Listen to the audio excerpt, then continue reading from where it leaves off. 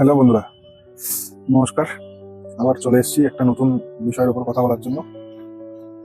কালকে আহমেদাবাদে যে ঘটনাটা ঘটেছে তার থেকে আমরা কি শিক্ষা পেলাম?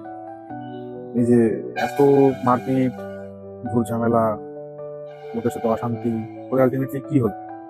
ওই লোকগুলো কি জানতো যে কিছুক্ষণ পরে তাদেরকে চলে যেতে হবে, তাও এইভাবে?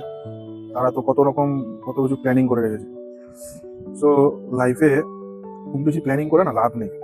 কে কি বললো, কে কি করলো, কবে করলো, ওদিনকে ও আমাকে ওই কথা বলেছিল, এগুলো দিয়ে খুব একটা লাভ নেই। কারণ আলটিমেটলি এই যে আমি আপনাদের সঙ্গে কথা বলছি, এই ভিডিওটা রেকর্ড হওয়ার পরে আমি যে সশরীরে আবার আপনাদের কাছে আসবো বা আপনাদের সামনে কথা বলবো, এইটার কেউ গ্যারান্টি দিতে পারবে না। তো আমাদের সবার উচিত যে এই সময়ে থাকা, মানে প্রেজেন্টে বাঁচা। আমরা কেউ না প্রেজেন্টে বাঁচি, আমরা কেউ পাস্টে, আবার কেউ ফিউচারে বাঁচি। পাস্ট আর ফিউচার থেকে বেরিয়ে না আমাদের প্রেজেন্টে বাঁচতে হবে।